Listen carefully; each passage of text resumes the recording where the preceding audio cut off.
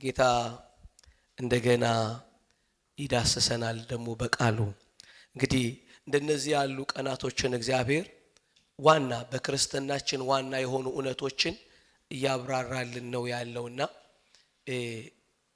እዚህ ስንሰማ የሚሰማን ስሜት በህይወት ዘመናችን ሁሉ እንዲሰማን ቃል ውስጥ መቆየት ያስፈልጋል። ቃል ውስጥ ያንን ቃል ደጋግሞ ማሰብ ማለት ማካፈል ሊሆን ይችላል። ወዳጆቼ ዝም ብዬ ስለ ቸርች ስለ ፕሮግራም ምናምን ጠዋት ላይ አሰብኩኝና መንፈሳዊ ቃላት የሚታወቅበት መዝሙር የሚቻልበት ዓለም ብቻ አድርገን ካሰብነው እንስተዋለን። መለኮት አካላዊ መገለጥ ስላለው መንፈስም ቢሆንም እንኳን ከእርሱ ጋር ስላለው ህብረት ልክ እንዳወራን ሁሌም እንደነዚህ ያሉ ፕላትፎርሞች ቢሆን አደራረቆች እግዚአብሔር በሰው መንፈስ ነፍስ ዕውቀት ላይ የሚሰራበት የሚገናኝበት አትሞስፌር ነው። ስለዚህ ቃላቶቹ በእኛ ዓለም ውስጥ የእግዚአብሔርን ነገር ይተረጉማሉ እንጂ በሕያውነት ባህሪያቸው የመንፈስንና የመንፈስ ያልሆነውን የሰውና የእግዚአብሔርን በመለየት በብርሃን ይሄ ያብለን ለመተርጎም ሆነውልን ይመጡልናል እንጂ ቃላቶቹ በዛ ውስጥ ዋና ሰራተኛ ፐርሰን ነው። መንፈስ ቅዱስ የሚባል አካላዊ ማንነት ያለው ስሜት ፈቃድ ያለው መንፈስ ነው ሰራተኛው። ስለዚህ ሁሌም በቃላቶች ውስጥ ከአእምሮአችን ያለፈ በመንፈሳችን የሚሰራውን አካሉን ተስፋ ማድረግ አስፈላጊ ነው። ፐርሰኑን ተስፋ ማድረግ እሱ ደግሞ በቤተ ክርስቲያን ውስጥ በተሰጠ ጸጋዎች ሁሉ ለጥቅም እንኳን የተሰጠን እሱን መግለጥ ነው። ጸጋ ምንድነው ያለው? ለጥቅም ማንን መግለጥ ነው የተሰጠን ይላል? መንፈስ ቅዱስን መግለጥ ነው። ስለዚህ የትኛውም ሰው እዚህ ጋር በቆመበት ሁለት ከአካሉ በተካፈለው ጸጋ ሊያገለግል ሲመጣ የሚያገለግለው ከእውቀት ዓለም አይደለም፣ በሰውየው የሚሰራውን መንፈስ መግለጥ ነው። መንፈስ ቅዱስን መግለጥ ነው የተሰጠን። ስለዚህ ሲገለጥ በየትኛውም መንገድ ሊገለጥ ይችላል እንጂ በእኛ ህይወት ሰራተኛው ከቃላት ያለፈ አካላዊ ባህሪ ያለው የመንፈስ ባህሪ ቢሆንም መንፈስ ቅዱስ ነው። ስለዚህ ያንን አትሞስፌር ማዘጋጀት በልባችን መክፈት ያስፈልጋል እና ቁም ነገሮቹን ሞር እየሰራናቸው እያወራናቸው ስንሄድ መንፈሳዊ ዓለም ምን እንደሆነ እየገባን ስለሚሄድ ብዙ ነፃነት ይሆንልናል፣ ብዙ እምነት ይሆንልናል፣ ብዙ መሰጠት ይሆንልናል። ቀጥሎሳ ብዙ ማፍራት ይሆንልናል። ማፍራት ፍሬያማ መሆን ይሆንልናል። ፍሬያማ የተገለጠ ስለሆነ ማለት ነው እውነት ውስጥ ወደዛ እግዚአብሔር እንዲወስደን እንደዚህ ያሉ ግዚያቶችን ስለሰጠን ጌታን አመሰግናለሁ። ስለዚህ ዛሬ እንደገና ለእግዚአብሔር ሕያው መሆንና ለእግዚአብሔር ፍሬ ማፍራት በመስቀል ጥበብ ውስጥ እግዚአብሔር እንዴት እንደሰራ እንመለከታለን። እንግዲህ ይሄ ትምህርቱ ጀምረ ነው መሃል ላይ እግዚአብሔር ሌላ 4 ሴሽኖችን ስለሰጠን በሌላ አስተምሮት የድርጊት በክርስቶስ የሆነውን ነገር ስለማድረግ አሁን ላይ ያንን ትንሽ ሪቫይዝ ያደረኩኝ የተወሰኑ ነገሮችን ያጠናከረን እንድንሄድ እግዚአብሔር በልቤ ስላደረገ እሱን እናደርጋለን። ስለዚህ እግዚአብሔር በሰው ዓለም ውስጥ የመጣበት የራሱ የሆነ ጥበብ አለው ብለናል። ያንን ጥበብ ምን ብለናል? የጻድቃን ጥበብ ነው፣ ደህንነትና የኃጢአት ይቅርታ የተቻለበት ነው ብለናል። ጥበብ ምንድነው ብለን ስለተረጎምን ነው አንድን ነገር ተግባራዊ ማድረጊያ መንገድ ነው ብለናል። ስለዚህ እግዚአብሔር ወደዚህ ዓለም ፍላጎቱን ተግባራዊ ያደረገው በእርሱ ጥበብ ነው፣ በራሱ ጥበብ ነው። ያንን ጥበብ ደግሞ ምንድነው ብለናል? በመስቀል ላይ የተሰቀለው ልጁ ነው፣ ወይም ኢየሱስ ኃጢአትን የሚያስወግድ የእግዚአብሔር በግ ሐዋርያው ወይም ደግሞ መጥምቁ ዮሐንስ የጠቆመው የእግዚአብሔር ጥበብ ነው ብለናል። ይሄ ጥበብ ለሞኞች ለሕፃናት ለማይችሉ የሆነ ጥበብ ነው። እነሱ ማንን ያጸደቁበት ነው ብለናል? እግዚአብሔርን ያጸደቁበት ጥበብ ነው ብለናል። ሌሎቹስ እንችላለን ያሉ እንበረታለን ብለው የሃይማኖት መሪዎቹ ፊገሮቹ ግን ምን አድርገውታል? ይሄንን ጥበብ ሪጀክት ስላደረጉት ምንም ብሏል? የእግዚአብሔርን ምክር ከራሳቸው ላይ ጥለዋል ብለናል። ስለዚህ በዋነኝነት ጥበቡ ያነጣጠረው ምን ላይ ነው ብለናል? በመስቀል በተሰራው ድርጊት ላይ ነው ያነጣጠረው። ስለዚህ እግዚአብሔር ለሰው ልጆች የተጠበበው መስቀል ላይ በመስቀል ላይ ሲጠበብ በመስቀል መፍትሄ የሰጣቸው ነገሮች አሉ ብለን የተወሰኑትን አውርተናል፣ አጫጭር አውርተናል። እነሱን በዲቴል እያየን ነው ይሄንን ጊዜ ከላስት ዊክ ጀምረን። ስለዚህ ላስት ዊክ ምን አደረግን? በመስቀል የተወገደው ምንድነው ብለናል? ጥል ብለናል። ጥል ተወገደ። ጥል እንዴት ተወገደ? ሁለቱን አካል በአንድ ሰውነት ከወከለ በኋላ ኢየሱስ ከእግዚአብሔር ጋር በሰው ልጆች መካከል ያለውን ጥል ምን ብሏል? አስወግዶታል። በምን? በመስቀል። ኤፌሶን ምዕራፍ 2 በመስቀል ጥል ሲወገድ ግን ጥሉን የፈጠረው ነገር በሰው ልጆች እንዲታወቅ ተደርጎ ምን ተሰጥቶ ነበር ብለናል? የዕዳ ጽሕፈት። ያንን ደግሞ ቆላስያስ ላይ ምን አደረገ? ሰዎችን ይቃወም የነበረውን የዕዳ ጽሕፈት በምን አስወገደው ይላል? በመስቀል ላይ ጠርቆ ከመንገድ አስወገደው። ስለዚህ ይሄ ጥል ዕዳው ተከፍሎ ሲወገድ አንድ ስብከት ለሰው ልጆች ሁሉ መጣ። ምን የሚል ስብከት? ሰላም ከእግዚአብሔር ጋር ምን በሉ የሚል ታረቁ። ስለዚህ ከእግዚአብሔር ጋር ሰው እንዲታረቅ ጥል በመስቀል የተገደለበት፣ ያም ጥል ደግሞ የዕዳው ጽሕፈት በመስቀል በተወገደበት አሰራር ነው። ሁለቱንም በአንድ አካል ላይ በወከለበት ድርጊት ነው ብለናል። ስለዚህ ኢየሱስ ሰው ሲሆን አይሁዳዊ አሕዛብ በአንድ ተወከሉ። የሁለቱ የጥል ግድግዳ ፈረሰ። በመስቀል ላይ ሲሄድ ደግሞ በሰውና በእግዚአብሔር መካከል ያለውን ጥል አፈረሰ። ያ ጥል ግን የፈረሰው በምንድነው አለን? የዕዳውን ጽሕፈት ከመንገድ ላይ አስወገደ። ይሄ የዕዳ ጽሕፈት የሚባለው ምንድነው አለን? ሕጉ ነው አለን። ስለዚህ ማንም ሰው ሕጉን ሲመለከት በእግዚአብሔር ፊት በዛ ስታንዳርድ ፍጹም መሆን ስለማይችል ሕጉ ለሰውየው ምን ይነግረዋል አለን? ባለ ዕዳ ነህ። እቺን ሁሌ እንዳትረሷት ትፈልጋለሁ። እግዚአብሔር የሰጣቸው የስርየት ቀን እንኳን ሳይቀር በአመት አንድ ጊዜ የሚደረግ የስርየት ቀን ሊቀ ካህኑ በብዙ ስርዓት ስለ ራሱ ኃጢአት ደግሞ ስለ ሕዝቡ ኃጢአት መስዋዕትን በሚያቀርብበት ቀን እንኳን አለ የዕብራውያን ጸሐፊ በዛ ቀን የኃጢአት መታሰቢያ አለ። ሪማይንደር ኦፍ ሲን ነው። ባለዕዳ እንደሆኑ ሪማይንድ ነው የሚያደርጋቸው በመስዋዕቱ አለ። ስለዚህ መስዋዕቱን አቅርበውለት ምናምን ከጨረሱ በኋላ እግዚአብሔር የሚመሰክርባቸው ምንድነው? ባለ ዕዳ እንደሆናችሁ አትርሱ ነው የሚላቸው። ወደ ቤታቸው እየተመለሱ ስለዚህ ሰዎቹ በህሊናቸው ኃጢአት ዲል አይደረግም። ያንን ሁሉ ሪቹዋል አድርገው በህሊናቸው ግን ኃጢአተኛ ሆነው ነው ወደ ቤታቸው የሚመለሱት። አሁን ግን ይላል ዕብራውያን ጸሐፊ ምን በእኛን የወከለው መጥቶ በህሊና ኃጢአት እንዳይታወቅ ሆኖ ነው መስዋዕትነቱ የቀረበዋል። ጽድቅን እንድናስብ እንደ ጸደቅን እርግጠኛ እንድንሆንበት የሆነ መስዋዕትነት ተደርጎልናል ይላል። ይሄንን ትላንትና ባለፈው የጥል ግድግዳ ፈረሰ ልክ እንዳልን ሌላኛውን ደግሞ አቅጣጫ እንድንመለከት ያስፈልገናል።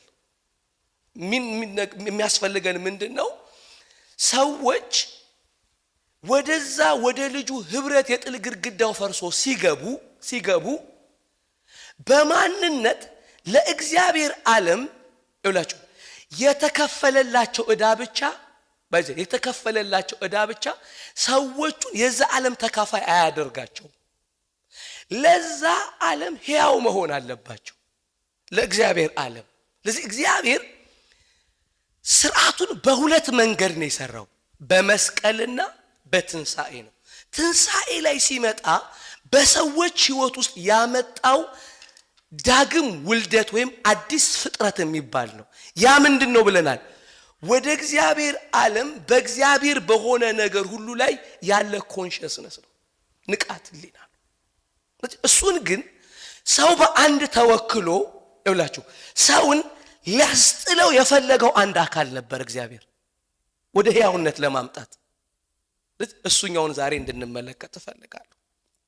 ከሕግ ነው የዳን ነው ወይም ከሌላኛው ከተባለ ወደዚህኛው ከመግባቴ በፊት አሁንም ሞር ክሊር እንዲያደርግልን ውድቀትን መልሰን ማየት ያስፈልገናል ብዬ አምናለሁ። ሰው ልክ በኤደን ገነት ውስጥ እግዚአብሔርን አትብላ ካለው በልቶ እንደ እግዚአብሔር የመሆን ፍላጎት ያንን በደል ካስበደለው በኋላ በኤደን ገነት ውስጥ ነበረ። እግዚአብሔር መጣ ወደ ኤደን ገነት፣ አዳም ብሎ ጠራ። ስለዚህ ሰው ልክ ኢሚዲየትሊ ሲበላ እግዚአብሔር ጋር ፌሎሺፕ የሚያደርግ አልሆነም፣ ህብረት የሚኖረው አልሆነም። ሰው ህብረት ሁሉ አደረገ። የሚፈለግ ሰው ሆነ በኤደን ገነት ሆኖ። አንዳንዴ ቸርች ውስጥ ሆኖ እኮ የሚፈለግ ሰው እያለ ከእግዚአብሔር ዓለም ጋር ስላልተገናኘ ማለት ነው ሰውየው። አይደለም ወንበሩ ላይ ቁጭ ብሎ ግን አካል ውስጥ የሌለ ሰው አለ ብለናል። ይሄንን የምንጽፍላችሁ ከአብና ከወልድ ጋር ህብረት ስላላችሁ ከኛ ጋር ህብረት አላችሁ ነው። ስለዚህ ህብረቱ የሚጀምረው ከኛ ጋር ሳይሆን ከአብና ከወልድ ጋር ነው አለ ዮሐንስ። ይሄንንም የምንጽፍላችሁ ደስታችሁ ፍጹም እንዲሆን ነው ብሏል። ስለዚህ ህብረቱ የሚጀምረው በሰማይ በአብና በወልድ መካከል ነው። እሱ ህብረት እውነት ከሆነ በመካከላችን ህብረት እውነት ይሆናል አለ። ስለዚህ በኤደን ገነት ሰው ያንን ጥፋት ካጠፋ በኋላ እግዚአብሔር የሚፈልገው ሰው ሆነ። አዳም የት ነው ምናምን ሲል መጣ። ሰው ምክንያታዊ ሆኖ መጣ። እግዚአብሔር አወቀ ምን ሚስ እንዳደረገ ሰው።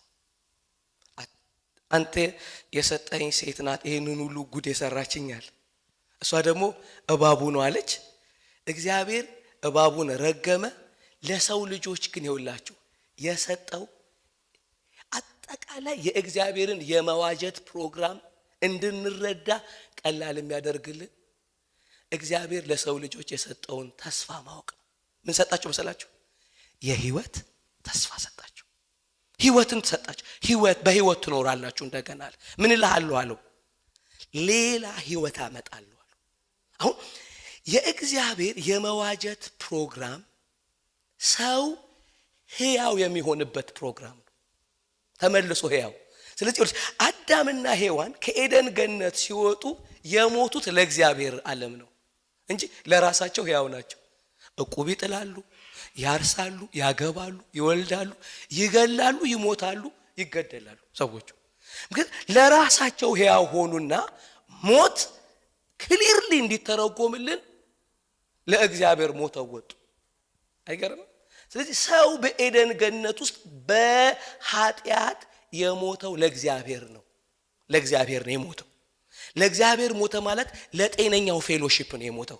ሁሉ ጊዜ በሰው ልጆች ውስጥ ያለ የኃጢአት ልምምድ ዳርክ የሚያደርገው ከእግዚአብሔር ጋር ያለውን ኮሚኒኬሽን ነው፣ ግንኙነት ነው። የትኛውም የኃጢአት ልምምድ እግዚአብሔርና ሰው መካከል ክፍተት ይፈጥራል። እዛ ውስጥ ነው ሰላምና እረፍት የሚባለው በሰው ህይወት ውስጥ መስራት ያቆማል። የሱ ዓለም ውጤት ስለሆነ የወጣው አዳም ዕቁብ እየጣለ ነው የቀጠለው። እየበላ እየጠጣ እየተዋለደ ምናምን እየበዛ ቀጠለ። ለአንድ ነገር ግን ምን ብሏል? ሰውየው ሞቷል። ስለዚህ ይህንን ለእግዚአብሔር የሞተውን ሰውዬ እግዚአብሔር በዋነኝነት ለመዋጀት የፈለገው መልሶ ለራሱ ሕያው ማድረግ ነው። ድነት በሉ እስቲ ለእግዚአብሔር ሕያው መሆን ነው። ለእግዚአብሔር ኮንሸስ መሆን ነው። መዳን ማለት ለእግዚአብሔር ሕያው መሆን ነው። ለእግዚአብሔር ለሆነ ለሰማያዊ ነገር ሁሉ having consciousness መንቃት ነው። ሞት ደግሞ በኤደን ገነት የተተረጎመው ሰውየው ለእግዚአብሔር የሞተበት ድርጊት ነው። ስለዚህ ይሄ ለእግዚአብሔር የሞተውን ሰው እግዚአብሔር ያንን በህይወት የሚኖርበትን ነገር ለማድረግ የራሱን ጥበብ ማምጣት ነበረበት። ስለዚህ በመካከል የገቡ ከተስፋ ቃሉ በኋላ የመጡ ነገሮች አሉ። እነዚህ ምናልባት ባለፈው አርብ ትንሽ ተነጋግረናል። የመጡ በመካከል እነ ህግ መተዋል፣ የመቅደሱ ስርዓት መተዋል አይደለም? ህግ፣ የመቅደስ ስርዓት፣ መስዋዕቶቹ ሁሉ መተዋል። ይሄ ሁሉ ግን የህይወት ተካፋይ አላደረገውም ሰውየውን። ምን እንደውም አደረገው አለ። እነዚህ ሁሉ ነገሮች ሲመጡ ሰውየው መሞቱን እንዲያቅና ህይወት እንደሚያስፈልገው እንዲያቅ ነው የተፈለገው። በጣም ብዙ ሰዎች በህግ ስራ ሰዎችን ለማጽደቅ የሚታገሉ ህጉ የተሰጠበትን ፐርፐስ አንደርስታንድ ያላሉ። የትኛውም ህግ እግዚአብሔር የሰጠው ሰው መሞቱን እንዲያቅ። ምክንያቱም ሮሜ 5 ላይ ህግ ከመምጣቱ በፊት ኃጢአት በዓለም ነበረ። ይሄን ሁሌ ስላልን ኃጢአት በዓለም እንደነበረ በምን አወቅን? በዓለም ምን ስለነበር? በዓለም ሞት ስለነበረ ነው። ስለዚህ ኃጢአት መኖሩ የታወቀው በሞት ነው። በዓለም ኃጢአት መኖሩ የታወቀው በሞት ነው ይላል፣ በህግ አይደለም። ህግ ግን ምን አደረገ? ሰው ለምን ለእግዚአብሔርም በሰውነትም የሚሞት እንደሆነ ያብራራበት መንገድ ነው። ስለዚህ መተላለፍ እንዲበዛ ማለት ሰውየው መሞቱን በኃይል እንዲያረጋግጥ ህግ ጭምር ገባ ይላል። ስለዚህ ህጉ ሰውየው ሞቱንና ላስት ዊክ እንደተማርን ባለ ዕዳ መሆኑን እንዲያውቅ ነው የመጣው። ስለዚህ እግዚአብሔር ሰውን በዋነኝነት ሊያክም የፈለገው ከሞት ወደ ምን ወደ ህይወት በሉ ለእግዚአብሔር ሕያው ወደሚሆንበት ማምጣት ነው የፈለገው እግዚአብሔር ሕያው እንዲሆን። ስለዚህ በበደል ሲኖር ሰው ህግ ተሰጥቶት ስለነበረ ህግን ለሚያውቁ የተጻፈውን አነሳና እዛች ላይ እግዚአብሔር በመስቀል የተጠበበበትን ሁለት ነገሮችን እንመለከታለን። ስለዚህ ይሄኛውን ፍሬም አስቡ። ሰው በቃ ለካ ሚስ ያደረገው ህይወት ነው የሚለውን ነገር አስቡ። የተሰጠው ተስፋ የህይወት ተስፋ ነው የሚል ነው። ለዚህ ነው ኢየሱስ ክርስቶስ መምጣት ያስፈልገው። እሱም ደግሞ ስለ ዳግም ውልደት ወይም ደግሞ ከእግዚአብሔር ህይወት ተካፋይነት ያወራን። ሮሜ 7 ከ1 እስከ 6 ነው ማነብላችሁ። ሞርዚች ላይ ነው የተወሰኑ ነገሮችን ከዛ ምዕራፍ 7 ከዛ ምዕራፍ 6 ላይ እንሄዳለን። የተወሰኑ የፍጥረታዊ ሰውን ባህሪ እንመለከትና እንጸልያለን። እንደዚህ ያለ ቁጥር አንድ ላይ ወንድሞቹ ህግን ለሚያውቁ እናገራሉ። አሁን የምናገረው ህግን ለሚያውቁ ነው። ሰው ባለበት ዘመን ሁሉ ህግ እንዲገዛው አታውቁምን አለ። ሰው ባለበት ዘመን ሁሉ ባለበት ህግ እንደሚገዛው አታውቁምን ማለት ህግ ተግባራዊ የሚሆነው በህይወት ያለ ሰው ላይ ብቻ ነው። ትርጉም ለምሳሌ ዲቴል መጣለው። ለምሳሌ አንድ ሰው እዚህ መካከል ቢከሰስ ክስ ቢኖርበትና ክሱ ደግሞ የሚያሳስረው ቢሆን ሰውየውን እና ፍርድ ቤቱ ሰውየው ላይ ፍርዱን ከመፍረዱ በፊት ሰውየው ቢሞት ዳኛው ይቀመጣል። እንትና የሚባል ሰው አቅርቡ ሲባል ይውላችሁ አቅርቡ ተባለ ሰውየው። ከዛ ምንድነው የሚባለው? ወይም ደግሞ ይሄ ክሱን ፋሲሊቴት የሚያደርገው ይሄ ሰውዬ ትላንት ማታ ሞቷል ቢለው ለዳኛው ይፈርድበታል? አይፈርድበትም። ኬዙ ምን ይላል? ይዘጋል። ህግ የሚሰራው በህይወት ያለ ሰው ላይ ነው። የሞተ ሰው ላይ አይሰራም። አሁን እግዚአብሔር አንድን ነገር ሊያስተምረን ፈልጓል። በህይወት ካለ ህግ ይሰራል። ያገባች ሴት ባሏ በህይወት ሲኖር ከእርሱ ጋር በህግ ታስራለች። ሁለቱም በህይወት ካሉ በህግ ታስራለች። ባሏ ቢሞት ግን ስለ ባሏ ከሆነው ህግ ተፈታለች። አሁን ባሏ በህይወት እያለ በህግ ታስራለች። ባሏ ግን ቢሞት ባሏ ስለሞተ ህጉ በሷ ላይ አፕላይ አያደርግም። የባልና ሚስት ህግ አይመለከታትም ባሏ ስለሞተ። ስለዚህ ባሏ በህይወት ሳለ ግን ለሌላ ወንድ ብትሆን አመንዝራ ትባላለች በህይወት እያለ። ምክንያቱም ምን ሆነች ማለት ነው? የባልና የሚስትን ህግ ተላለፈች። ስትተላለፍ ምን ሆነች? አመንዝራ ትባላለች ካለ በኋላ ባሏ ቢሞት ግን ከህጉ አርነት ወጣለችና ለሌላ ወንድ ብትሆን አመንዝራ አይደለችም።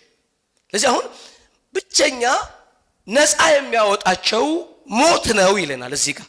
ይህንን ያመጣበትን ምክንያት ሰው ወደ አንድ ሕያውነት እንዲመጣ እግዚአብሔር በመስቀል እንዴት አድርጎ ሰውን ለአንድ ነገር እንደገና ገሎ ለሱ ሕያው እንዳደረገው ነው ሊያሳየን ፈልጓል። እንዲሁ ወንድሞች እናንተ ደግሞ በክርስቶስ ሥጋ ለህግ ተገድላችኋል። አሁን በክርስቶስ ሥጋ ለህግ ተገድላችኋል። በክርስቶስ ሥጋ ለህግ እንዴት ተገደልን? ምክንያቱም ይውላችሁ ስሙኝ፣ ሰው በኤደን ገነት ለእግዚአብሔር ሞቶ ለራሱ ሕያው ሆኖ እየኖረ ነው። ለሱ ለሚያስፈልገው በኢፈርት ለሚደረገው በጉልበቱ ለሚያደርገው ነገር ሕያው ነው። አሁን በሕያው ሲሆን አንድ ያንን ሕያውነት ኃጢአት ብሎታል። ስጋዊነቱን ወይም በፍጥረታዊ ሰውነት ላይ የሚሰለጥነውን ኃጢአት ነው ባህሪው ኔቸሩ። እሱን ሪማይንድ የሚያደርገው ህግ ባልሆኑ ለት ይሰራ ነበራል። ምን የሚያስታውሰው? አንተ ለኔ ነህ ሕያው የሚለው አንድ አካል ነበረዋል። ሕያውነቱ ለምንድን ነው? ለራሱ ለእግዚአብሔር ያልሆነ ሕያውነት። አሁን ለእግዚአብሔር ያልሆነውን ሰውዬ ለእግዚአብሔር በዛው ሞመንት ውስጥ ብታደርጉት የሁለት ስለሚሆን ምን ይሆናል አለ ሰውየው? አመንዝራ ይሆናል። ማንም በህግ እየኖረ ከህጉ በመስቀል በእግዚአብሔር ጥበብ ነፃ ሳይወጣ በሞትና በትንሣኤ ሳይካፈል የክርስቶስነትን ቢመኝ ሰውየው ምን ማለት መሰላችሁ? በህጉ ላይ ውሽማ ይዟል ክራይስት። ስለዚህ አንድ ሰው የክርስቶስ ብቻ እንዲሆን የተፈለገበት ድርጊት የክርስቶስ ብቻ በሚሆን የእግዚአብሔር ጥበብ ነው። ያንን ጥበብ ሊያመጣ መጣና ለሁለት መሆን እንደማንችል እንዲገባን ለሁለት ነገር መሆን እንደማንችል እናንተ ደግሞ በክርስቶስ ሥጋ ለሕግ ተገድላችኋል። አሁን እሺ ሕጉ በሕይወት ቢኖርም እንኳን አሁን ምን ሆኗል? ሕጉ ዊዶ ሆኗል። አሁን ሕጉ ዊዶ ሆኗል። ሚስት የሞተችበት ሆኗል። አሁን ሕጉ ገደለን ይላል። በቃ ለሕጉ እዚህ ሕጉ ሚስቱ እንደሞተች ያውቃል። በምን? በክርስቶስ ሥጋ ሁለቱ በአንድ በተወከሉበት ክርስቶስ ሰውነትን በለበሰበትና ክርስቶስ ሕግን በፈጸመበት ይላችሁ ክርስቶስ ይላችሁ ከመወለዱ እስከ መስቀል የኖረው ኑሮ አለ ሰውነት የተወከለበት። ያንን ሰውነት የወከለበትን ድርጊት ደግሞ በጥምቀት ራሱ ነግሮናል። ኃጢአተኛ ባይሆንም እንኳን ኢየሱስ ምን ብሎ ሄዶ በዮሐንስ ተጠምቋል። ልክ ሲጠመቅ ኑሮ ከክርስቶስነት ለሰው ልጆች ሁሉ ተወከለ። ራሱን ከክርስቶስ ጋር ለሚያጣብቅ ሰው ሁሉ የሚቆጠር ኑሮ እንዲሆን ክርስቶስ ራሱን በጥምቀት አስገኘ። ጽድቅን ሁሉ ፈጽሟል። እስከ መስቀል በኖረው ኑሮ በሰውነቱ ሕግ ምን ተብሏል? ሕግ ተፈጽሟል። በዛ ሥጋ አድርጎ በክርስቶስ ላይ እምነት ያላቸውን ሰው ሁሉ የመጀመሪያ እግዚአብሔር በሕይወት ማኖር ሳይሆን ያደረገው ለሕጉ መግደል ነው። የሌለ ሰው ማድረግ ፈለገኛል። ለምንድን? ለሌላው እንድንሆን ስለተፈለገ ነው ይላል። ላንበበው ጥቅሱን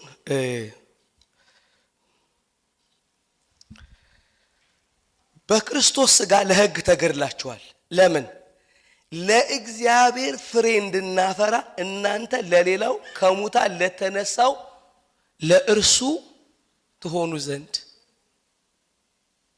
ለእግዚአብሔር ፍሬ እንድናፈራ እናንተ ከሙታን ለተነሳው ለማ ለእርሱ ትሆኑ ዘንድ ነው አለ የተገደላችሁት። ስለዚህ በሥጋ ሳለን በሕግ የሚኖር የኃጢአት መሻት ለሞት ፍሬ ሊያፈራ በብልቶቻችን ይሰራ ነበር። አሁን ግን ለሱ ለታሰርንበት ስለሞትን ከሕግ ተፈተናል። ስለዚህ በአዲሱ በመንፈስ ኑሮ እንገዛለን እንጂ በአሮጌው ኑሮ አንገዛም። ስለዚህ አንድን ሰው ስሙኝ ለእግዚአብሔር ፍሬ ማፍራት እንዲችል በመጀመሪያ እግዚአብሔር ሰውየውን ነፃ ማውጣት የፈለገው ከምንድን ነው? ከሕጉ። ሕጉ ምንድን ነው? ኃጢአተኝነቱን ሪማይንድ ከሚያደርገው ነገር ነፃ መውጣት ነበረበት። ባለዳ እንደሆነ ከሚያስብበት እሳቤ ነፃ መውጣት ነበረበት። ለምንድን ነው እንደዛ ነፃ መውጣት የነበረበት አለ? ለክርስቶስ መሆን እንዲችልና ለእግዚአብሔር ፍሬ ማፍራት እንዲችል። ለእግዚአብሔር ፍሬ ማፍራት ግን ለእግዚአብሔር ሕያው መሆን ስለሆነ ምዕራፍ 6 ላይ ምዕራፍ 7 ከ1 እስከ 6 ያመጣዋል። አነብላችኋለሁ። አሁን ግን አልቲሜትሊ እንድናስበው የፈለገው ይሁላችሁ እግዚአብሔር እኛን የፈለገው በራሳችን ለራሳችን ኢፈርት እያደረግን እንድንኖር አይደለም። ለአንድ ነገር ሞተን ለእርሱ ሕያው በመሆን ለእርሱ ፍሬ እንድናፈራለት ነው። ስለዚህ ሰውየው ወዴት መሄድ ይጠበቅበታል ማለት ነው? ልክ ለእግዚአብሔር ፍሬ ማፍራት ሲባል ወደ ኦሪጂናል ሐሳብ እንሄዳለን። ሰው ለእግዚአብሔር ከመሞቱ በፊት በሕያውነት ለሰው ልጆች የነበረው ፕሮግራም ምንድን ነው? ለእግዚአብሔር ፍሬ ማፍራት ወደዛ ነው የሚወስደን። ስለዚህ ሁላችሁ እግዚአብሔር በክርስቶስ ኢየሱስ ሰዎችን ለመዋጀት የመጣበት ስራ አንድና አንድ ነው። ለክርስቶስ ሆነን ለእግዚአብሔር ፍሬ እንድናፈራ ነው። ለማን ሆነን? ለክርስቶስ ሆነን ለሞተውና ከሙታን ለተነሳው ለእርሱ ሆነን ምን እንድናደርግ ነው? ለእግዚአብሔር ፍሬ ማፍራት ነው። ያ ለእግዚአብሔር ሕያው በመሆን ስሙኛው አሁን ለሕጉ ሞቶ ለክርስቶስ የሆነው ሰውዬ ለክርስቶስ ከሆነ በኋላ ለሕጉ ለመሆን ቢታገል ምን ይሆናል ማለት ነው? ሰውየው አመንዝራ። ማን ላይ ነው የሚያመነዝረው? ክራይስት ላይ።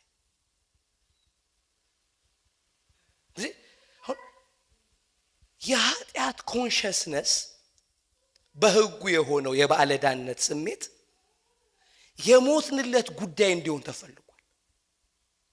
ለክርስቶስ ግን ሕያው መሆንን በምን በሞቱ በተደረገ ሥርዓት በተቀሰቀስንበት ለእርሱ ነኝ ባልነው ለማፍሬ እንድናፈራ ተፈልጓል።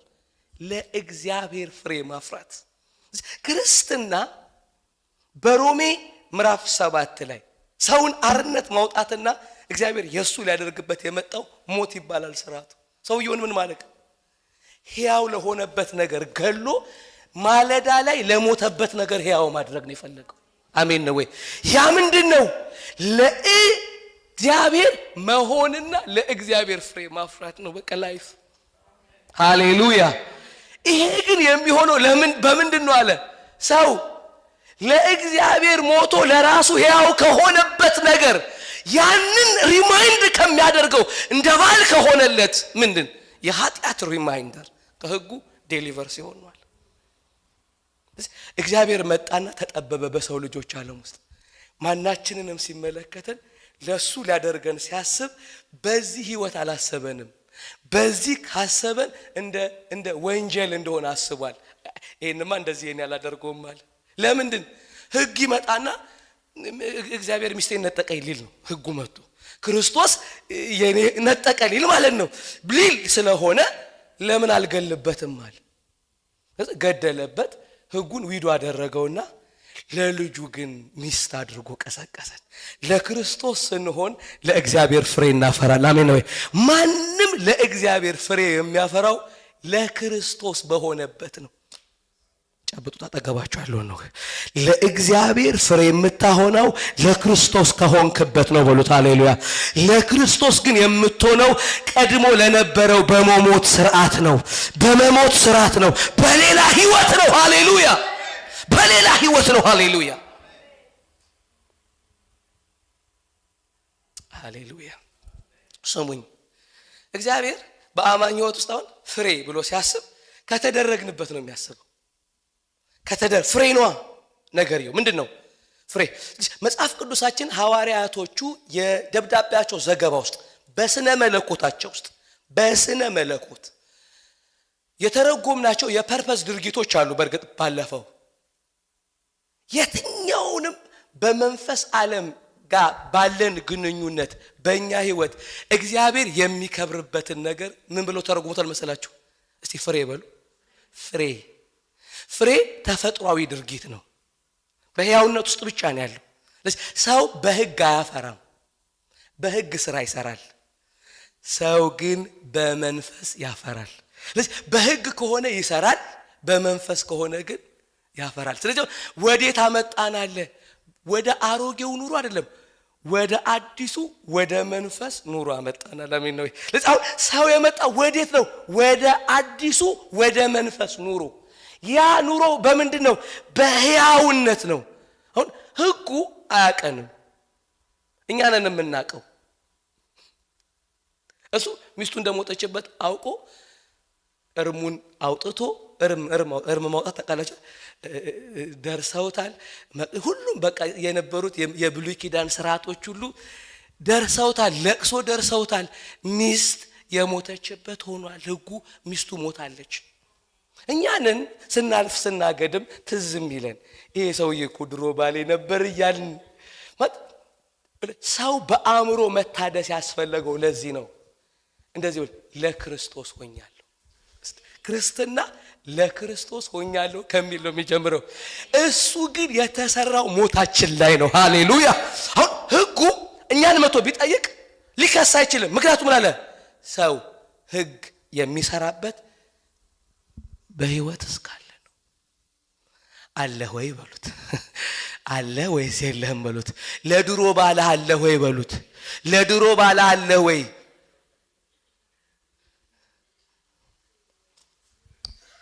ስለዚህ ፍሬያማነትን የመጽሐፍ ስርዓት ውስጥ በአንድ እውቀት ውስጥ አመጣለን። ለክርስቶስ ነኝ በሚል እውቀት እኔ ለክርስቶስ ነኝ። ይሄ ደግሞ በሞት ስርዓት የተደረገ ነው። ለእግዚአብሔር ፍሬ ማፍራት፣ ለእግዚአብሔር ፍሬ ማፍራት።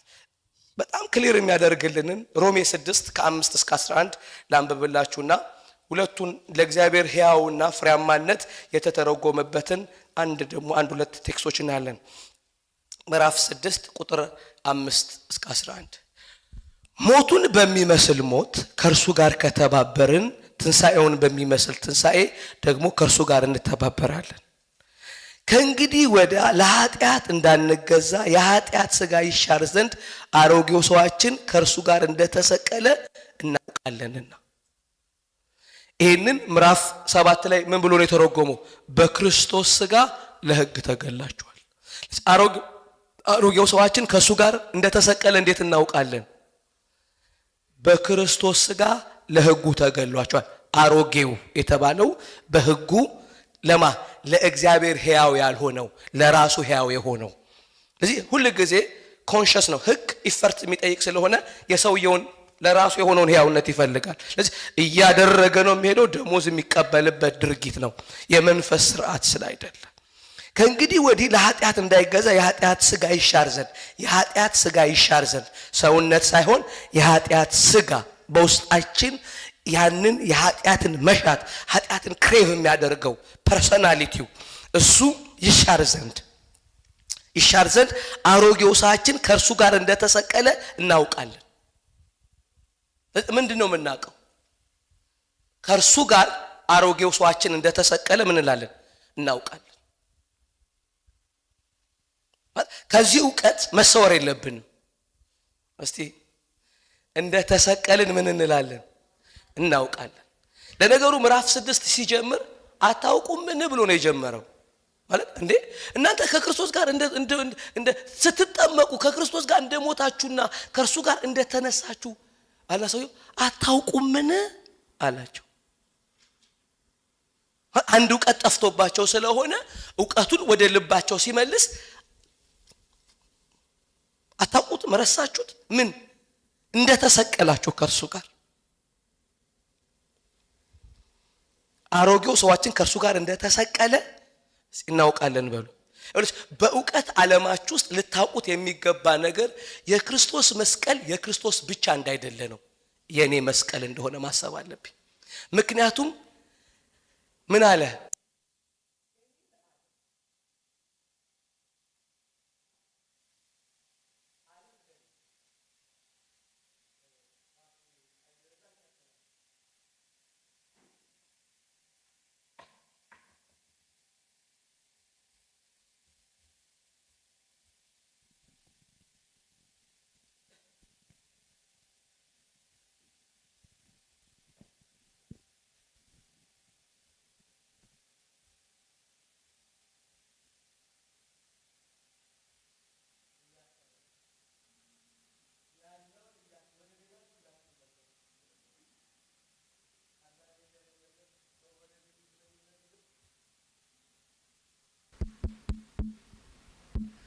ቼክ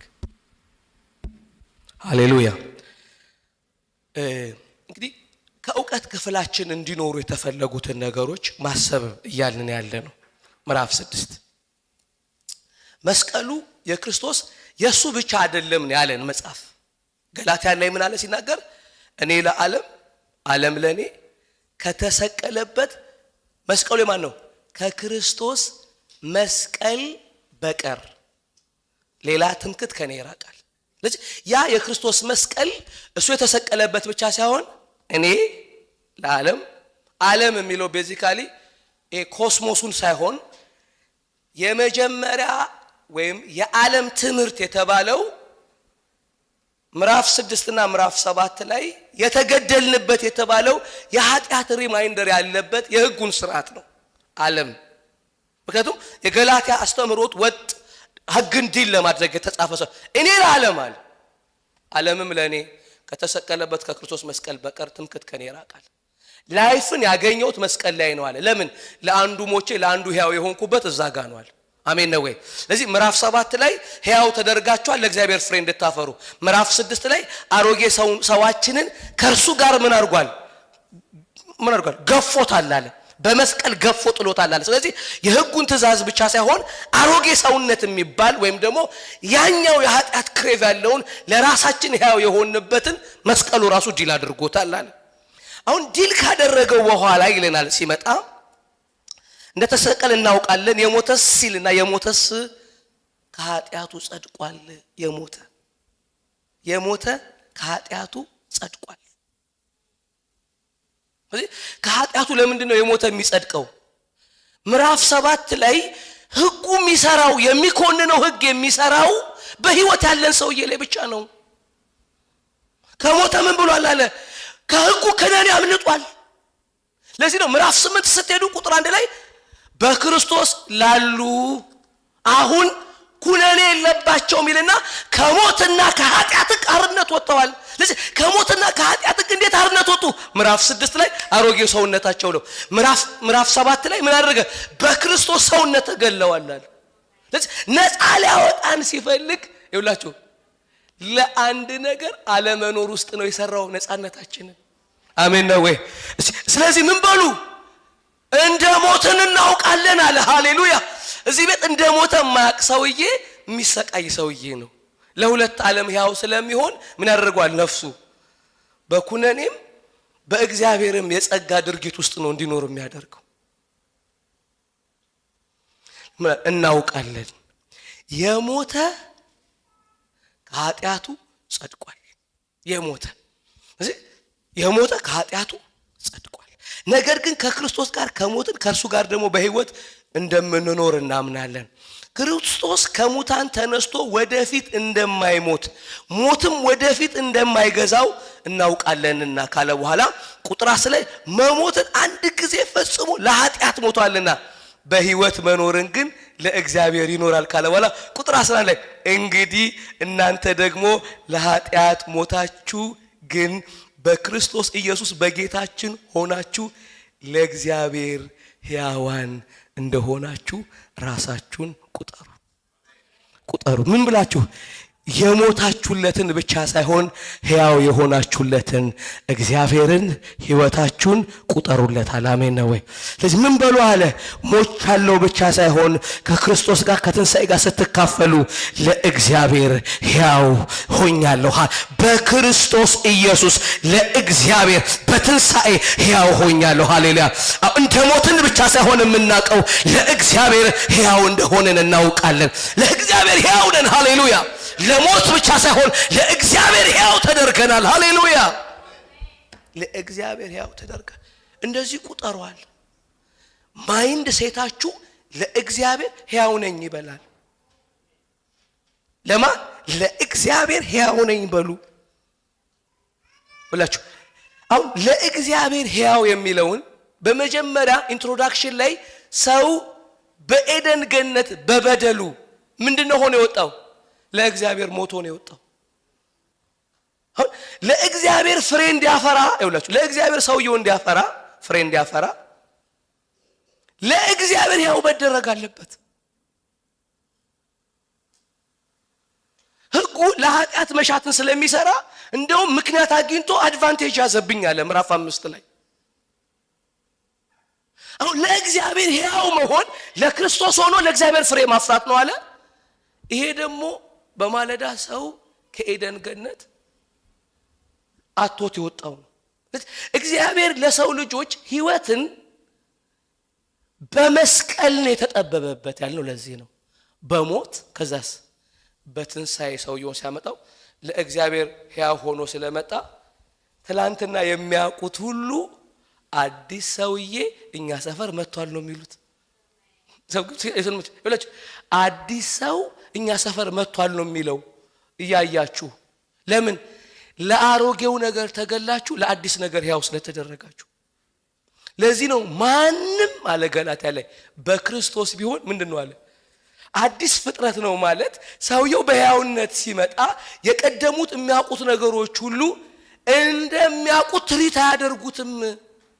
ለዚህ ነው ትምህርታችን አእምሮ ማደስ ነው። በቀጣይ ዘመኑ ምን ማድረግ የለህም እኮ ለነሱ እያልን መንገር አለብን። ሰውየው አእምሮ የድሮን ስለሚያውቅ ይታገለዋል።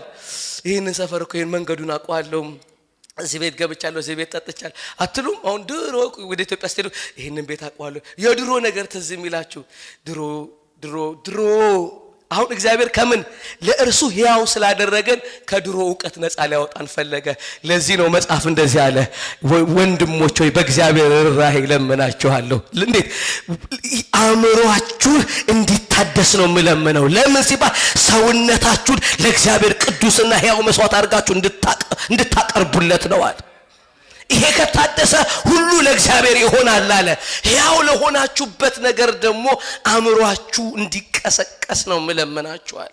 ሃሌሉያ። ስሙኝ ወዳጆቼ፣ አሁን እግዚአብሔር በኤደን ገነት ውስጥ ሕያው የሆነ ሰው አጥቷል። ለሱ ሕያው የሆነ ሰው ያጥቷል። በክርስቶስ ኢየሱስ ደግሞ ለሱ ሕያው የሆነ ሰው ያግኝቷል። በክርስቶስ ሕያው የሆነ አሁን የእግዚአብሔር ነገር የሚመለከተው ለእግዚአብሔር ሕያው የሆነ ነው። ምክንያቱም በመንፈስ የሚመረመር ነው አለ። አይገባም ለፍጥረታዊ ሰው መዝሙር አይገባም፣ ይሄ መንፈሳዊ ነገር አይገባም፣ ጸሎት አይገባም። መንፈሳዊ ነገር እኮ ለዚህ ዓለም ምንድነው አለ? ሞኝነት ነው፣ ፉሊሽነስ ነው። ጸሎት ፉሊሽነስ ነው፣ እምነት ፉሊሽነስ ነው፣ ለእግዚአብሔር ሞኝነት ነው። ለምን መሰላችሁ? ሕያው ስትሆኑ ነው የእግዚአብሔር ዓለም በእናንተ ዘንድ ምን ይሆናል መሰላችሁ? ይተረጎማል። እውነት ነው ትላላችሁ። እግዚአብሔር አለ ትላላችሁ። የሚመጣው ዓለም አለ ትላላችሁ። ጽዮን አለ። የእግዚአብሔር ዓለም በእናንተ ሕይወት ውስጥ ምን ይሆናል ማለት ነው? ለእግዚአብሔር ሕያው ስለሆናችሁ ሕያው ይሆንላችኋል። ስለዚህ ቸርች ምናምን ይውላችሁ የምድሩ ለማሳካት አይሆንም ማለት ነው እንቅስቃሴው። መንፈሳዊ ዓለም ለእናንተ ሕያው ይሆናል። ስፒሪት ወርልድ እኮ ነው፣ ሌላ ዳይሜንሽን ነው፣ ፊዚካል አይደለም፣ መንፈሳዊ ነው፣ ግን ለኛ ሕያው ነው። ሃሌሉያ። ተንበርክከን ስንጸልይ ሰማይ ይንቀሳቀሳል እንላለን። ለምን? ለእግዚአብሔር ሕያው ነን። ሃሌሉያ። አው ስንዘምር የሚያደምጠን አለ እንላለን። ለምን? ለእግዚአብሔር ሕያው ነን። ሃሌሉያ። ሕያው የሆነው ስፒሪት ወርልድ ያደምጣል፣ ይሰራል፣ ይንቀሳቀስ ወደሚል ኮንቪክሽን መጣ። ለመስላችሁ ለክርስቶስ ሆነን ለእግዚአብሔር ፍሬንድ እናፈራ በክርስቶስ ሞትና ትንሣኤ ለአንድ ነገር ሞትንና ለአንድ ነገር ሕያው። ስለዚህ እግዚአብሔር መጣ ሰዎችን መልሶ በማለዳ ወዳሰበበት ለሱ ሕያው ወደ ማድረግ። ያ ምንድነው አለን? ወደ አብና ወደ ወልድ ህብረት መግባት ነው። ከእግዚአብሔር ጋር ወደ መነካካት መግባት። እንደዚህ አለ፣ ሰውን ሕያው አደርገዋለሁ፣ ለአንድ ነገር እገለውና ለኔ ሕያው አደርገዋለሁ አለ። መጣ በመስቀል ላይ እግዚአብሔር ተጠበበ። ሃሌሉያ። እኔ ለእግዚአብሔር ሕያው ነኝ በሉ። እንዲህ ራሳችሁን ቁጠሩ አለ። ሃሌሉያ። ሰው ባይገባው አይድነቃችሁ። መንፈሳዊ ነገር አልገባውም፣ he lose the consciousness ነው ማለት። ሃሌሉያ። እንጂ እግዚአብሔር አሁን ምንም ነገር ሊያወራ ቢመጣ ስሙኝ፣ ወደ ዓለማዊ አይሄድ።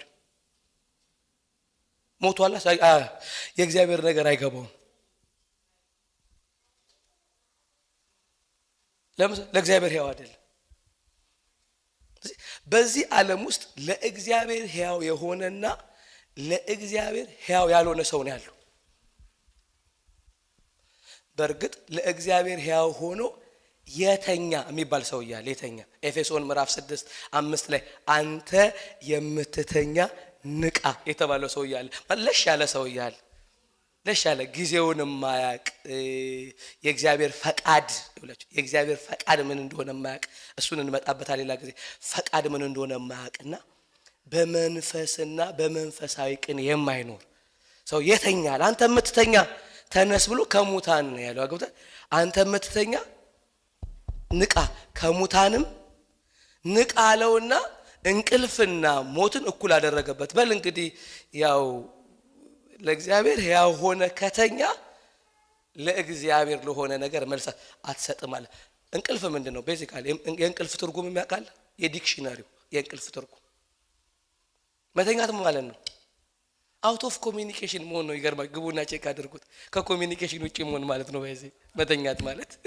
ስለዚህ አንተ የምትተኛ ንቃ የሚባለው ሰው ወደ ኮሚኒኬሽን ወደ ምን ወደ እግዚአብሔር ነገር ኮንሽስ ና ኮሚኒኬት አድርግ። እግዚአብሔር ከሙታን ተነስ ካለ በኋላ ቀጥሎ እንደ ጥበበኛ ኑር ይልና ምን ያደርጋል? የእግዚአብሔር ፈቃድ ምን እንደሆነ እወቅ እንጂ ሞኝ አትሁን አለው። ስለዚህ የተኛውን ሰው ምን አለው? you are full አለ። አሁን የእግዚአብሔር ዓለም ውስጥ ፉል ይውላችሁ ለእግዚአብሔር ሕያው መሆኑን ያላወቀ ነው። ለእግዚአብሔር ነገር መልስ ማለት he's full። መንፈሳዊ ነገር ደግሞ ሞኝነት የሆነ ሰው ለእግዚአብሔር የሞተ ነው፣ ለራሱ ግን ሕያው ነው። ላይፍ በራሱ ዲክሽነሪ ተተርጉሟል። ኮንሽስ ነው። ለምሳሌ የትኛውንም ወርልድ አውሩለት he's ኮንሽስ ነው ለዓለሙ። ችግራችን ምን መሰላችሁ? እኛው ለእግዚአብሔር ሕያው ያልሆነን ሰውዬ ለእግዚአብሔር ነገር ሪስፖንድ እንዲያደርግ ነው የምንለምነው። አሁን ብዙ ስታወራ አንዳንድ ሰዎች በጣም እያወሩ የማይገባቸው አጋጥሞች አቅም ምንም መልስ የማይግሉ ማለት ነው። ለመንፈሳዊ ነገር ምንም ሪስፖንድ የማያደርጋል በጌታ ያልሆኑ አብዛኛዎቹ። ቆሮንቶስ ላይ ብሏል ፍጥረታዊ ሰው አለ የሚባል አለ ብሏል። ፍጥረታዊ ሰው ነው፣ ለሱ የእግዚአብሔር ነገር ምንድነው አለ? ሞኝነት ነው። ጂሰስ ምናምን ስትለው ብሏላ ሰውየው የሆነ ከተማ ላይ ወንጌል እየመሰከሩ ወንጌል እየመሰከሩ ከዛ በዛ በሚመሰከርለት ሀገር ባህል ውስጥ ጀግና ሴሌብሬት የሚደረግ የገደለ ያታለለ ምናምን ነው። የገደለ ያታለለ ምናምን ጀግና ነው እና ማህበረሰቡ የእንደዛ ነገር አድናቂ ነው። ከዛ መጣ ሰበከ ሰውየው ይሁዳ ኢየሱስን በ30 ዲናር ሸጠው ምናምን አለና ጨረሰ። ጌታን ተቀበሉ ሲባሉ ምናሉ መሰሎቹ አይኛ ይሁዳ ነው የምንቀበለው አሉ። በቃ አራዳ ማለት ይሁዳ ነው አሉ። ለምን? የሸጠ ያታለለ ነው ለነሱ ጀግና። የተሰቀለ ጀግና አይደለም። ለፍጥረታዊ ሰው መንፈሳዊ ነገር ሞኝነት ነው። ካልቸራል አንትሮፖሎጂ የሚባል አለ፣ የሰውን ባህል ምናምን የሚያጠና እውነተኛ ታሪክ ነው። ባይዘ የነገርኳቸው ይሁዳ ነው አሉ ጀግና። ለምን ሆኖ ነው የተሰቀለው አሉ። ለዚህ ነው ኢየሱስ የእግዚአብሔር ጥበብ ነው የምንለው። ለዚህ ዓለም እዩት። አሁን በጣም ሚዲያ ላለበት፣ ቴክኖሎጂ ላለበት፣ ኤቭሪቲንግ ላለበት መንፈሳዊ ነገር እኮ ፉሊሽነስ ነው፣ ሞኝነት ነው። ጸሎት ሞኝነት፣ ለእግዚአብሔር መሆን ሞኝነት፣ በእግዚአብሔር መደሰት ሞኝነት፣ ቅድስና ዲቫይን የሆኑ ነገሮች ሁሉ ለፍጥረታዊ ሰው ፉሊሽነስ ነው። ለምንድን ነው እላችሁ? ለዚህ ሰውዬ ሃይማኖትም ሊኖረው ይችላል። ሰውየው ሃይማኖት ሰውን ለእግዚአብሔር ሕያውም አያደርግም፣ ለእግዚአብሔርን ፍሬ እንዲያፈራ አያደርግም። ኔቸሩ አይደለም፣ ተልእኮም አይደለም። ብቸኛ ሰው ባለማመን እንደወጣ በእምነት እንዲገባ የተሰጠው የህይወት ተስፋ ነው። ህይወትም ሆኖ የመጣለት ክርስቶስ በመስቀል ላይ ነው። ግድ ነው በመስቀል መካፈል አለበት። ለአንድ ነገር ሞቶ ለአንድ ነገር መነሳት አለበት ሰው እግዚአብሔር ጋር ህብረት እንዲኖረው።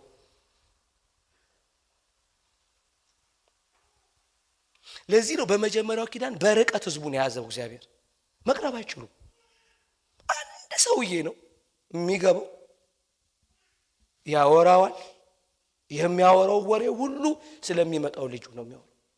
ለሙሴ አውርቷል፣ ለአሮን አውርቷል፣ ለሊቀ ካህኖች አውርቷል፣ በተለያየ ነቢያት በሁሉ አውርቷል እግዚአብሔር። ያወራው ግን አንድ ህይወት አመጣለሁ ነው ያለው። በቃ ከኔ ጋር ሰው የሚታረቀው በሞትና በትንሳኤ ነው ብሎ ነው ያወራው።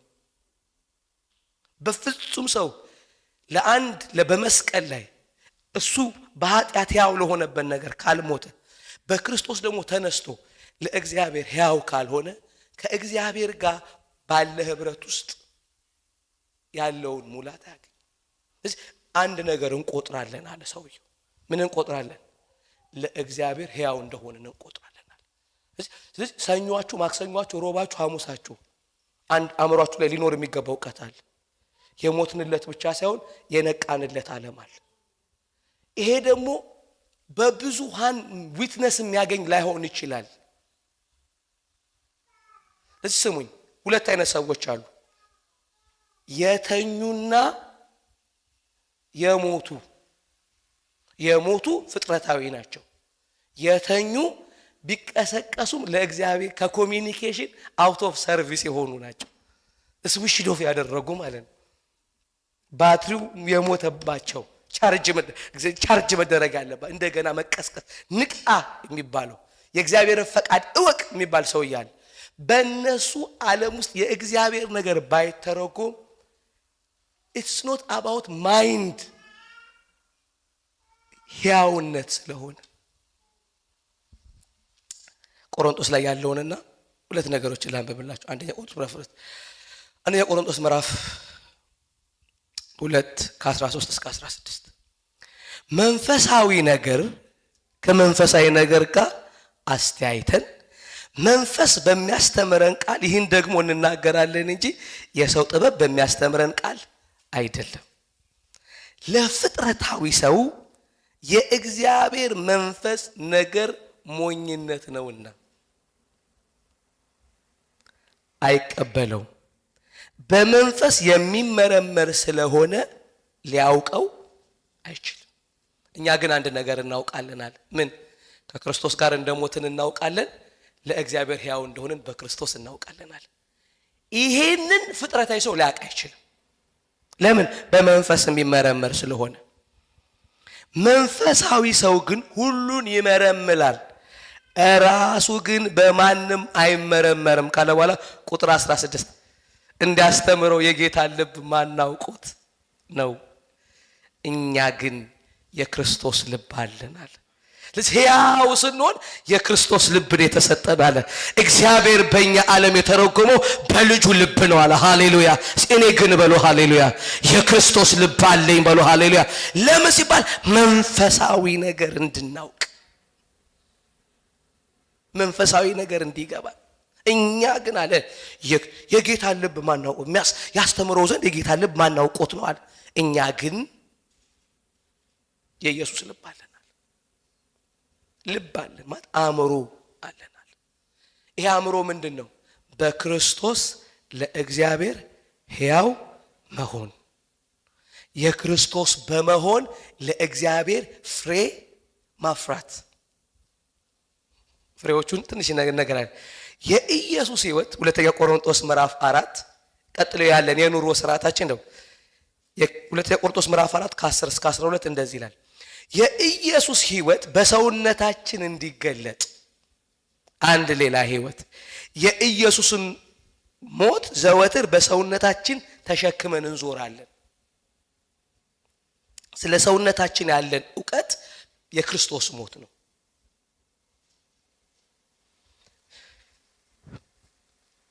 በሰውነታችን ደግሞ እንዲገለጥ የምንፈልገው የኢየሱስ ሕይወት ነው።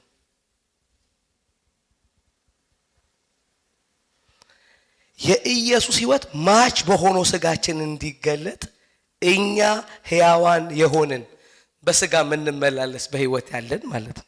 ሕያዋት ሁሉ ስለ ኢየሱስ ለሞት አልፈን እንሰጣለን። እንግዲህ ሞቱ በእኛ ይሰራል፣ ሕይወት ግን በእናንተ።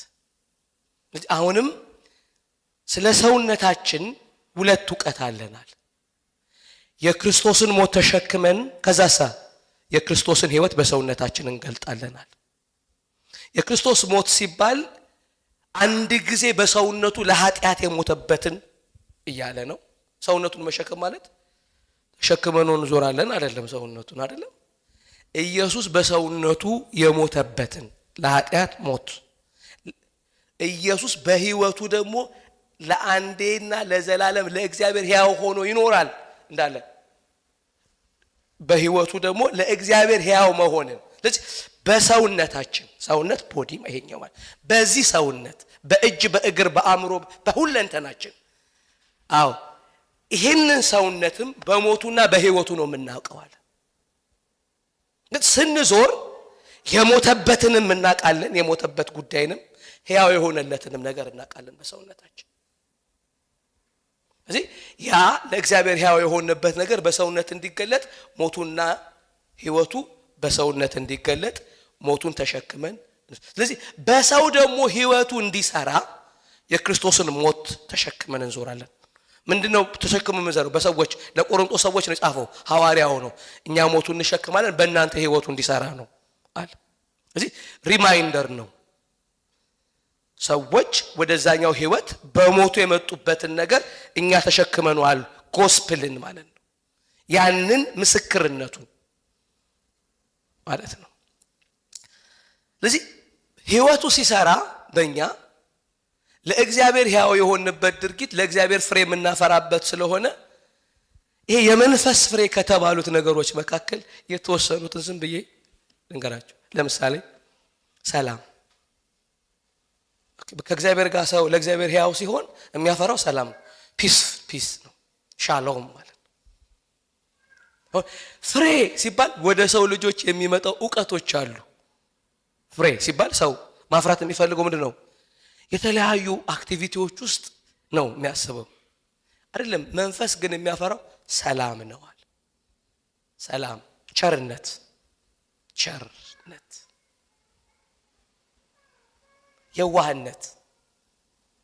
የዋህነት ነው። ሰላም ፍሬ ነው። ባይዘ ደስታ ሰው ለእግዚአብሔር ሕያው ሲሆን ሰላምም ደስታም ይኖራል። መንፈሳችሁ አፈራ ሲባል ደስተኛ ስትሆኑ ነው። ለካ ቸርች ውስጥ አሁን ሰው ደስተኛ ከሆነ ምን ይባላል? ዓለማዊ ደስ ተሰኝቷል ተብሎ እንድንቆዝም ገዳማዊ እንድንሆን ነው የሚያስቡት አይደለም። ብዙ ጊዜ ማዘን፣ መጨቆን፣ ምናምን መደቆስ ነው የሚታሰበው። ለካ መንፈስ ግን የሚያፈራው ደስታ ነው። ጆይ ማለት ዋስትና ያለው ሰውዬ ነው መደሰት አለበት። ደስታ፣ ዲቫይን ጆይ፣ ሰላም፣ ፒስፉል። አትጨነቅም እንዴ መባል አለባችሁ። ሳትጨነቁ ቀርታችሁ ማለት ነው። አያስጨንቅህም ወይ ነገርየው? ዓለም ወዴት እየሄደች ነው ስል መጨረሻዋን የምታውቅ ሰውዬ ነህ። ምክር ቤት ውስጥ ነበርክ እኮ አንተ።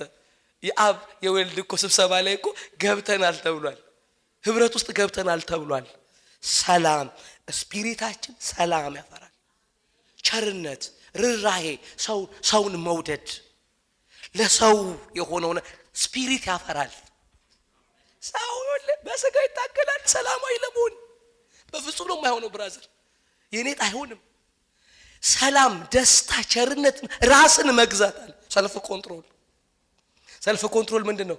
መርጦ መኖር፣ የምትፈልጉበት ቦታ መሄድና የማትፈልጉበት ቦታ መቅረት ማለት ነው። ሰልፍ ኮንትሮል ማለት you manage your life። ፈቅዶ መኖር ተሰጠን። ያንን ዓለም መኖር ይሄ መንፈስ ነው የሚያፈራው። ይፈርት አይደለም። ለእግዚአብሔር ሕያው ከሆንበት ነው የሚወጣው። አሜን ነው ወይ? ፒስፉል ሲዝም ተታረጉ። ይሄ ስፒሪታችሁ ሕያው ሲሆን ነው።